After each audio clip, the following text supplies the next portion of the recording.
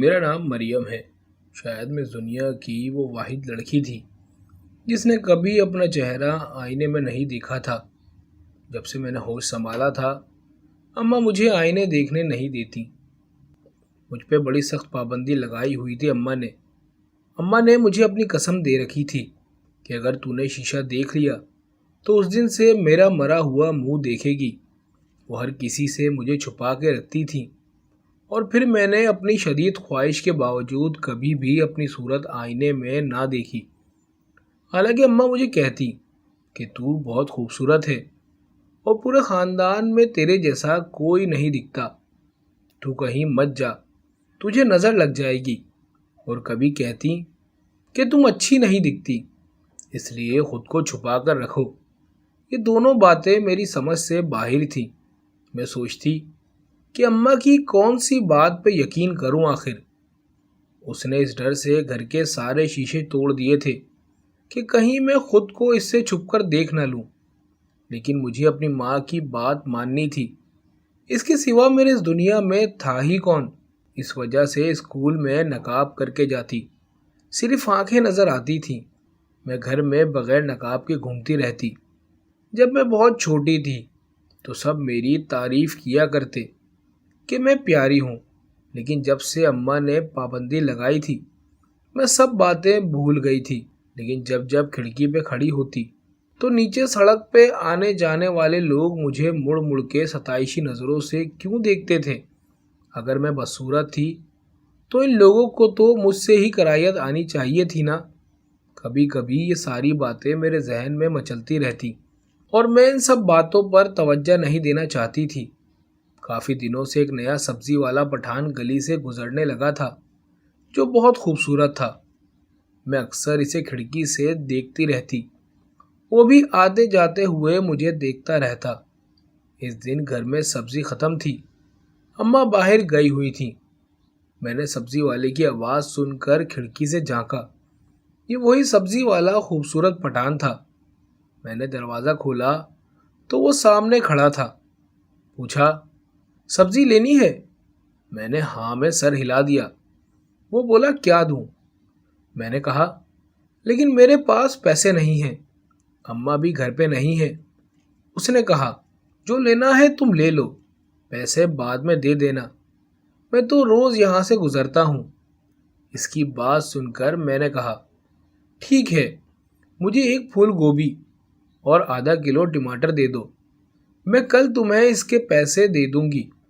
اس نے مجھے خاموشی سے سبزی پکڑائی، شاپر دیتے ہوئے میرا ہاتھ پر اپنا ہاتھ رکھ دیا اور مسکرا کے مجھے دیکھنے لگا۔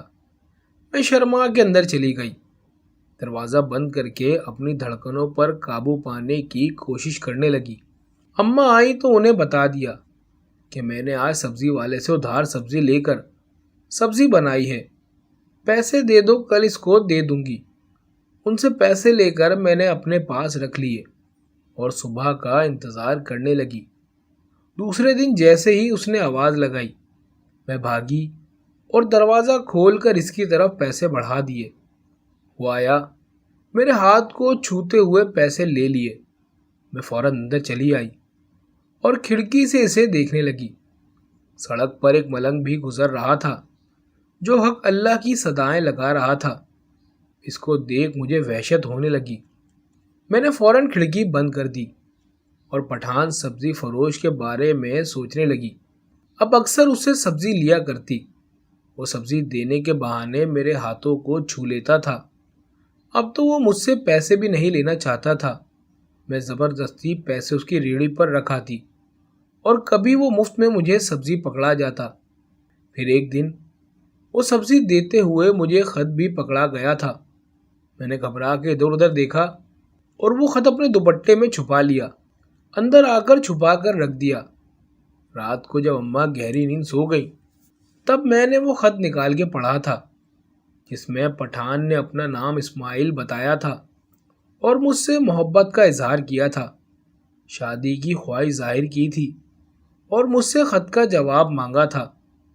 میں نے اسی وقت کاغذ قلم اٹھا کے خط کا جواب لکھنا شروع کیا اور اس سے کہا کہ میرا نام مریم ہے، مجھے بھی تم اچھے لگتے ہو، اور مجھے تم سے شادی کرنے پر کوئی اعتراض نہیں ہوگا۔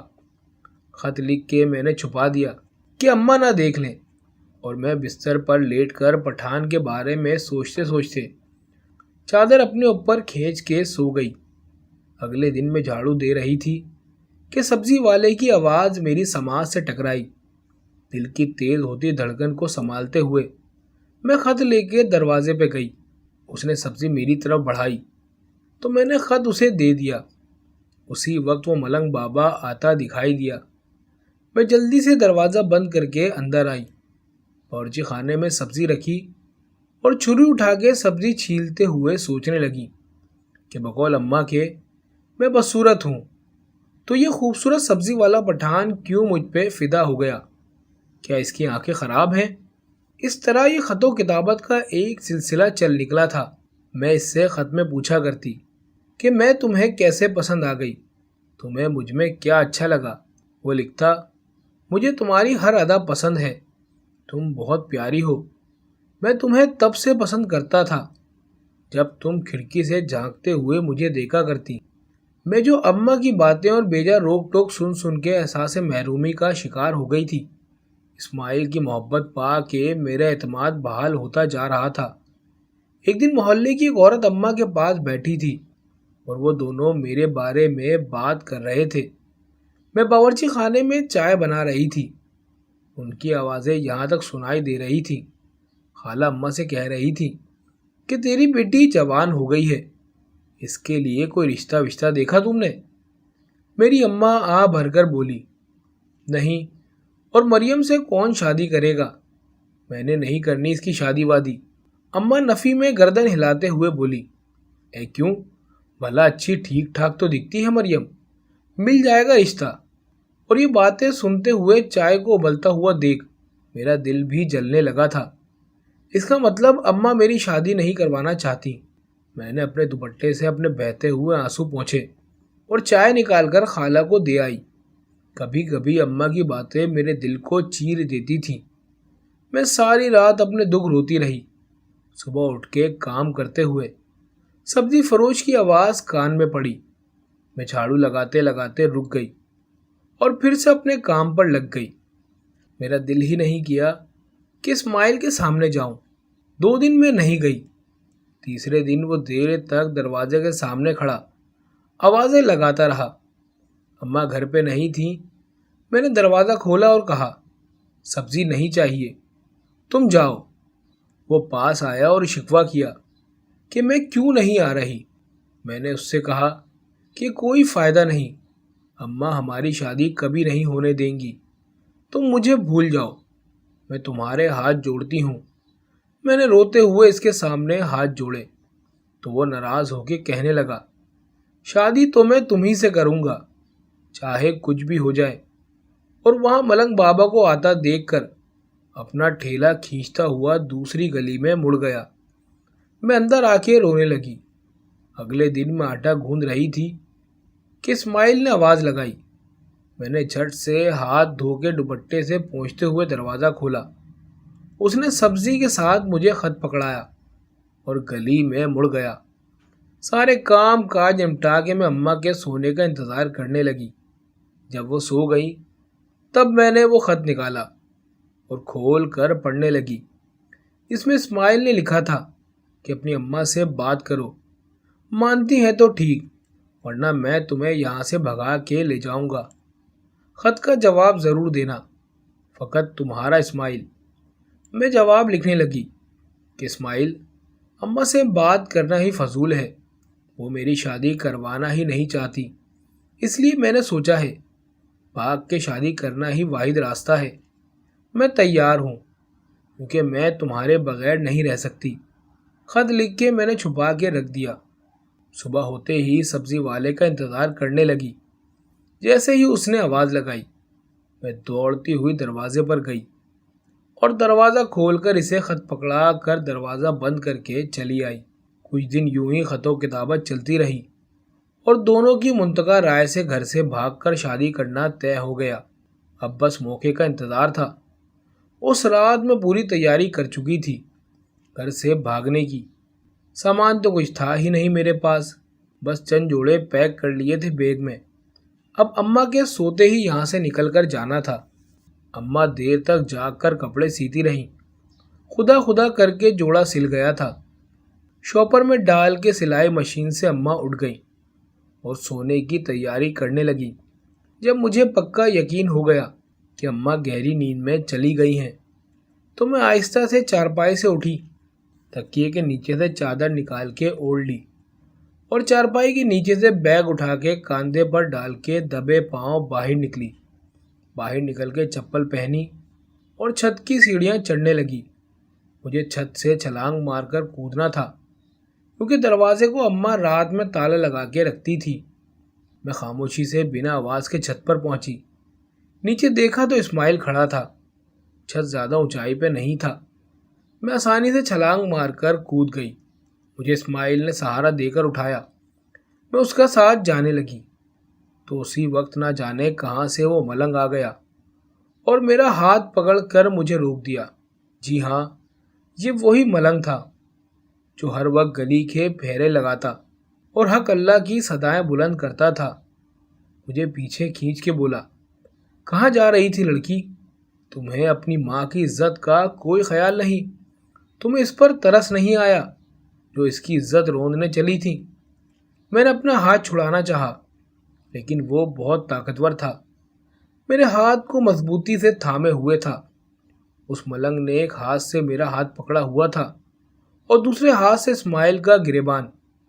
इस पे थप्पड़ों की बौछार करते हुए से धक्का दिया और बोला, शक्ल गुम करो अपनी, आइंदा यहाँ दिखाई दिया तो पुलिस के हवाले कर दूंगा। ये सुनते ही इस्माइल वहाँ से भाग गया। मैं रो रो कर उसे पुकारती ही रह गई।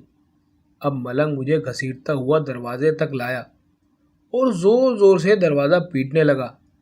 थोड़ी देर बाद अम्मा ने बौखलाई हुई शक्ल के साथ दरवाज़ा खोला और दरवाज़ा खोलते ही मुझे इस मलंग के साथ वहाँ देखकर चिल्लाने लगी कि ये सब क्या है। मैं बस रोती रही। मलंग मुझे घसीटता रहा। अंदर लाकर धक्का देकर बोला, ये तेरी इज्जत मिट्टी में मिलाकर सब्जी वाले के साथ भाग रही थी, संभालो इसे। अम्मा ये सुनकर अपनी छाती पीटने लगी और फिर मुझ पर चढ़ दौड़ी। मारती रही और मैं खामोशी से पिटती रही। कमबख्त, घर से भाग रही थी, कौन तुझे ब्याएगा? तूने अपनी शक्ल देखी है? अम्मा मुझे मारते हुए बोली। ये सुनकर मलंग जो दरवाजे से निकल रहा था वापस मुड़ा और मुड़कर कहने लगा, मुझसे शादी करोगी इसकी? अम्मा के हाथ ये सुनकर रुक गए। तू करेगा इससे शादी? हाँ, मैं करूँगा इससे शादी, वो कहने लगा। ठीक है, मुझे मंजूर है। अम्मा बोली, ठीक है, तो फिर इस जुम्मे को मैं आऊँगा और इसे ले जाऊँगा निकाह करके। ये कहकर वो चला गया। मैं बहुत रोई चिल्लाई, अम्मा के पैर पकड़े कि मेरी शादी इस मलंग से ना करो, मगर वो नहीं मानी और बोली, कौन सा वो मलंग तुझसे शादी करेगा? ऐसे ही एक बात करके गया है, तुम देखना वो नहीं आएगा। उस दिन जुम्मा था। मैं परेशान थी कि कहीं सचमुच वो मलंग ना आ जाए मुझसे शादी करने। काफ़ी वक्त गुजर गया, वो ना आया तो मैं खुश हो गई और शुक्र अदा किया। इस्माइल ने तो पलट कर मेरी खबर तक ना ली। उसके झूठे मोहब्बत के दावों पर मुझे बहुत शर्म आ रही थी कि मैं क्यों इसकी बातों में आ गई थी कि अचानक दरवाज़ा खटखटा। मैं चौंक गई। अम्मा दरवाजे पर गई तो एक खुश शक्ल नौजवान वहाँ खड़ा था। उसके साथ 2 गवाह और काजी भी थे। अम्मा से कहने लगा, मैं वही मलंग हूँ जो उस दिन तुमसे तुम्हारी बेटी के साथ शादी का वादा करके गया था। अम्मा खुश होकर उसको अंदर लाई, इज्जत के साथ सबको बिठाया। मैं अभी तक हैरान थी कि ये वही बेढंगा मलंग है जो आज एक खूबसूरत नौजवान की शक्ल में मेरे सामने है। थोड़ी देर में मेरा इसके साथ निकाह हो गया और फिर मैं आंसू बहाती ससुराल आ गई। कुछ देर बाद मेरा खूबरू शौहर कमरे में आया और मुझे हाथ से घसीटता हुआ शीशे के सामने खड़ा कर दिया और बोला, घूंघट उठाओ। जो ही मैंने अपनी सूरत देखी तो चीख निकल गई। मैं वहाँ से फौरन पीछे हटी। मुझ पे लर्जा तारी हो गया। तो अम्मा सच कहती थी, میری شکل کسی ہیبت ناک جانور جیسی تھی۔ میرا شوہر مجھے چپ کروا رہا تھا اور بولا کہ جو تم دیکھ رہی ہو وہ حقیقت کے برعکس ہے۔ میں اس کیفیت سے گزر چکا ہوں۔ میں نے چونک کر اس کی طرف دیکھا اور پوچھا کیسے؟ وہ بولا اس کا جواب تمہاری ماں کے پاس ہے، میں تمہیں اس کے پاس لے چلتا ہوں۔ وہ مجھے اسی وقت واپس اماں کے پاس لے آیا اور بولا تمہاری بیٹی کی اس جانور جیسی شکل کے پیچھے کیا راز ہے؟ آج تم راز سے پردہ اٹھا دو، اپنی بیٹی کو سب بتا دو۔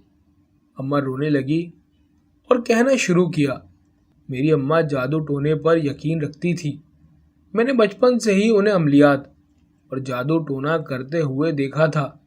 وہ کسی پہنچے ہوئے عامل بابا کے پاس جاتی تھی سیکھنے کو، وہاں سے آ کر اپنے گھر پر وہ عمل کرتی۔ میرا باپ کسی عورت کے چکر میں تھا، اس وجہ سے میری اماں وہ عملیات ان پر اور اس عورت پر کرتی تھی تاکہ وہ دونوں ایک دوسرے کا پیچھا چھوڑ دیں۔ پھر ایک دن اماں کافی عملیات سیکھ گئی تھیں، اڑوس پڑوس کی عورتوں کو تعویذ گنڈے دیتی، ان کے لیے شیطانی عملیات کرتی رہتی۔ اس طرح سے اس نے ان شیطانی عملیات کو ہی اپنا ذریعہ معاش بنایا ہوا تھا۔ عورتیں عمل کرواتی اور اماں کو پیسے دے کے چلی جاتی۔ ایک دن ایک عورت اماں کے پاس آئی اور کہا کہ میری بیٹی کی شادی ہونے والی تھی، اس شخص کے ہاں پہلی بیوی سے اولاد نہیں ہوئی تو وہ میری بیٹی سے شادی کر رہا تھا۔ جو ہی شادی کے دن قریب آتے پتہ چلا کہ اس کی پہلی بیوی امید سے ہے، اب وہ میری بیٹی سے شادی نہیں کر رہا۔ تم کوئی ایسا عمل کرو کہ اس کی پہلی بیوی مر جائے، میں تمہیں بہت پیسے دوں گی۔ اماں بولی میں کسی کے مارنے کا عمل کیسے کروں؟ میں تمہیں ایسا عمل نہیں کر کے دوں گی، تم جاؤ۔ لیکن وہ عورت نہ مانی اور بہت گڑ گڑانے لگی اور بہت پیسوں کا لالچ دیا۔ اماں تو بالآخر مان گئی اور اس کے لیے عمل کرنا شروع کر دیا اور وہ عورت بچے کو جنم دے کر چل بسی۔ اس واقعے کے کافی دنوں بعد ایک دن کسی بابے سے اماں نے ایک نیا عمل سیکھ کے آئی تھی۔ وہ عمل سیکھ کے اماں بہت خوش تھی۔ بابے نے کہا تھا کہ یہ عمل بہت بھاری ہے، دھیان سے کرنا۔ اس عمل کے کرنے سے تمہارے شوہر کو وہ عورت خوبصورت عورت کی جگہ کوئی بھیانک جانور کی شکل نظر آئے گی اور وہ اس سے نفرت کرنے لگے گا اور اس کا پیچھا چھوڑ دے گا۔ یہ عمل تمہیں 40 دن تک کرنا ہوگا۔ دھیان رہے عمل الٹا بھی پڑ سکتا ہے۔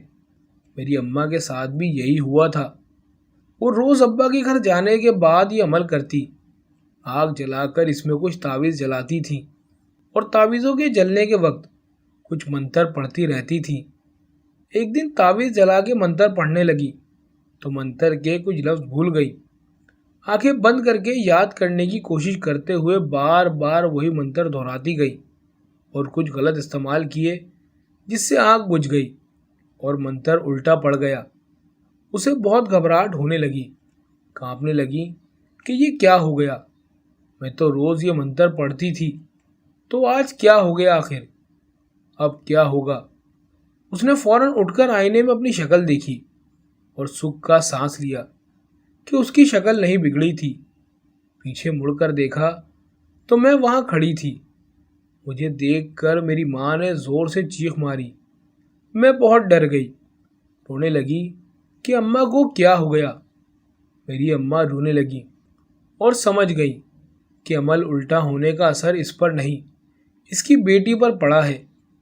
تب سے ابا بھی واپس نہیں آئے، اسی عورت سے شادی کر کے اسی کے ساتھ رہنے لگے تھے۔ تب سے اماں نے جادو ٹونے اور عملیات سے توبہ کر لی تھی۔ تب سے اس نے سارے شیشے توڑ دیے کہ میں خود کو نہ دیکھ پاؤں۔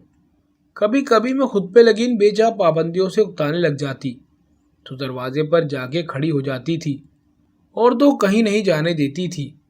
اماں نے بتایا کہ وہ ماضی میں جادو ٹونا کرتی تھی۔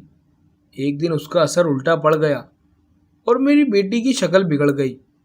میں نے ایک عورت پر غلط عمل کر کے اسے مار ڈالا۔ وہ حاملہ تھی لیکن اس کا بچہ بچ گیا اور وہ خود مر گئی۔ اس کی سزا مجھے ملی ہے، وہ شرمندہ ہو کے بتا رہی تھی۔ یہ سن کر میں ششد رہ گئی اور میرا شوہر بولا، جانتی ہو وہ عورت کون تھی؟ وہ میری ماں تھی جس کو تم نے مار ڈالا۔ اماں اور میں حیرت سے اس کو تکنے لگے۔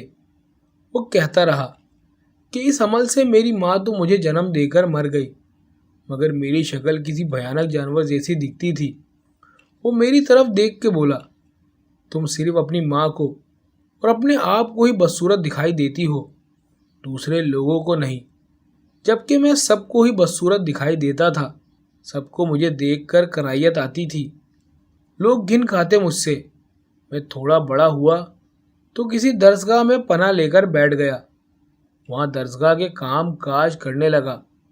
وہاں ایک بہت پہنچے ہوئے بزرگ تھے، وہ مجھ سے بہت شفقت سے پیش آتے تھے، روز مجھ پر دم درود کرتے، دم کیا ہوا پانی مجھے پلاتے اور مجھے کئی وظیفے بتاتے کہ بیٹا تم یہ وظیفے دن رات پڑھتے رہو، تم پر کسی عورت نے غلط عمل کیا ہے جس سے تمہیں بھی نقصان ہوا اور اس کی بیٹی کو بھی، تم یہ وظیفے پڑھو گے تو ان کی برکت سے شیطانی عمل کا اثر ختم ہو جائے گا۔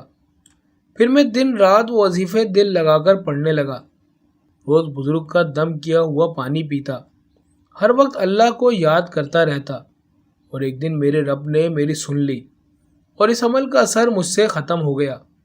میں لوگوں کو پکڑ پکڑ کر پوچھتا کہ میں کیسا دکھتا ہوں، وہ کہتے کہ تم بہت خوبرو نوجوان ہو۔ میں جتنا اپنے رب کا شکر ادا کرتا کم تھا۔ پھر ایک دن میں اپنے محلے اپنے گھر واپس آ گیا اور سب کو واقعہ سنایا تو لوگوں نے بتایا کہ فلاں عورت یہ عمل کیا کرتی تھی بہت پہلے، اب اس نے وہ کام چھوڑ دیے ہیں۔ میں تمہارے گھر تک پہنچ گیا تم سے پوچھنے کہ تم نے ایسا کیوں کیا، لیکن وہاں دیکھا کہ تمہاری بیٹی روز سبزی والے سے باتیں کرتی ہے اور خط لیتی اور دیتی ہے، اور یہ لوگ گھر سے بھاگنا چاہتے تھے۔ مجھے یہ سب گوارا نہ ہوا کہ اپنے ہوتے ہوئے یہ سب ہونے دوں، اس لیے اس رات میں تمہارے گھر کے باہر پہرا دے رہا تھا اور اس کو بھاگنے سے روکا۔ اس نے سارا قصہ سنایا تو میری اماں نے اس کے پیروں میں گر کے اس سے معافی مانگنے لگی۔ وہ بولا، میری شکل ٹھیک ہو گئی، میں نے تمہیں معاف کیا، لیکن میں چاہتا تھا تم اپنی بیٹی کو سب بتاؤ۔ میں یہ سب سن کر اتنا بولی، اماں تم ٹھیک کہتی تھی، میری شکل واقعی بہت بری ہے، کسی بدصورت جانور جیسی۔ میں روتے ہوئے بولی۔ میرا شوہر کہنے لگا، نہیں مریم، تم سب کو خوبصورت دکھائی دیتی ہو، صرف تم کو اور تمہاری اماں کو بھیانک جانور جیسی لگتی ہو، لیکن تم فکر نہ کرو، میں تمہیں درسگاہ لے کے جاؤں گا، وہاں سے تم ٹھیک ہو جاؤ گی۔ میں اور اماں اسے مشکور نظروں سے دیکھ رہے تھے۔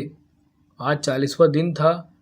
مجھے درسگاہ پر بزرگ کا دیا ہوا پانی پیتے ہوئے اور دم درود کرواتے ہوئے میں نے ہر وظیفہ پڑھا، بہت عبادت کی، رو رو کر دعائیں مانگی تھی۔ وظیفہ پورا ہوا، بزرگ نے بتایا کہ اب تم گھر جا سکتی ہو، اس عمل کا اثر ختم ہو جائے گا صبح تک۔ ہم خوش خوش گھر آئے، شکر ادا کیا رب کا اور سو گئی۔ صبح اٹھ کے منہ دھو کے باہر نکلی تو میری نظر شیشے پر پڑی۔ شیشے میں خوبصورت لڑکی نظر آئی۔ میں شیشے کے بالکل قریب آئی اور خود کو غور سے دیکھنے لگی۔ اب مجھے یقین آ گیا تھا کہ یہ پیاری سی لڑکی اور کوئی نہیں میں ہوں۔